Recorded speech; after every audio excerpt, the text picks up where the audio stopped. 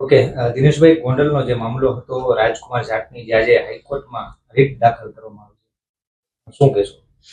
આમ જોઉં તો રીટ તો 26 તારીખથી જ તૈયાર કરીને દાખલ કરી દેવામાં આવ્યું છે, પણ આજે બોર્ડ ઉપર જોઈ શકાય છે. ઓનલાઈન જે અમારું બોર્ડ હોય ને એમાં જોઈ શકાય છે. અને હાઈકોર્ટના સિનિયર એડવોકેટ મનન સાહેબને રાખેલા છે. એટલે હવે તો હાઈકોર્ટથી જ આમાં જે કાંઈ નિર્ણય થાય હાઈકોર્ટથી જ થવાના છે. આ સમગ્ર ઘટના મામલે હવે આગળ શું થશે એવું લાગી રહ્યું છે? આગળમાં તો શું છે કે પહેલાં તો અમે હાઈકોર્ટમાં અમારી પ્રથમ આર્ગ્યુમેન્ટ એ છે કે જે આ ઘટના બની શરૂઆતમાં જે અડધા સીસીટીવી જાહેર કર્યા, અડધા ન કર્યા, એટલે ક્યાંક ને ક્યાંક આમ જોવો ને તો પ્રથમ દર્શનીય કેસ છે. એટલે પહેલાં તો જે મારામારી ગોંડલ ધારાસભ્યના બંગલે થયેલી છે એ અનુસંધાને યોગ્ય કાર્યવાહી થાય અને એફઆઈઆર નોંધાય.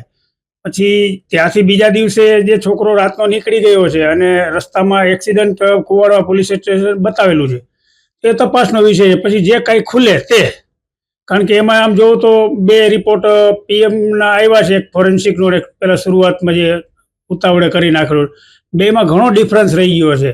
એટલે એ તો પછીની વાત છે. પહેલાં તો અમારી તો શરૂઆત હાઈકોર્ટને એ જ અમારી આર્ગ્યુમેન્ટ છે આમાં કે ભાઈ શરૂઆત જે બનાવ બન્યો, શરૂઆત થઈ ત્યાંથી જે કંઈ સીસીટીવી અધૂરા આવ્યા છે સીસીટીવી જાહેર કરે અને માંગે અને યોગ્ય કાર્યવાહી યોગ્ય એફઆઈઆર થાય. બસ અહીંથી જ ચાલુ થશે. આ રીટમાં મુખ્ય મુદ્દાઓ કયા કયા રહ્યા?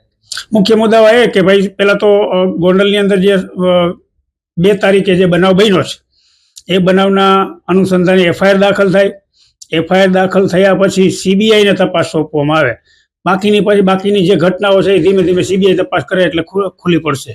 આમ જોઈએ તો આજે રાજસ્થાનમાં જાટ સમુદાયની એક વિશાળ મહાસભા પણ યોજાઈ હતી. આ બાબતે હા, એમાં રાજસ્થાનની અંદર આમ જોઉં તો ભારેલો અગ્નિ જેવી પરિસ્થિતિ છે અત્યારે. ઘણા ધારાસભ્યો અને ત્યાંના સાંસદ સભ્યો અને ત્યાંના સામાજિક આગેવાનો અને જાટ સમુદાયના આગેવાનો દ્વારા આજે બહુ વિશાળ સભાનું સંમેલન રાખેલું છે અને અમે લાઈવ પણ જોયું છે. એટલે એમની પણ અસર અમને લાગે છે કે રાજસ્થાન અને ગુજરાત ઉપર પડશે એવું લાગે છે. ખરેખર તમે એક વકીલ તરીકે જે અત્યારે શું તમે માંગ કરી રહ્યા છો કે કેવો ન્યાય મળવો જોઈએ?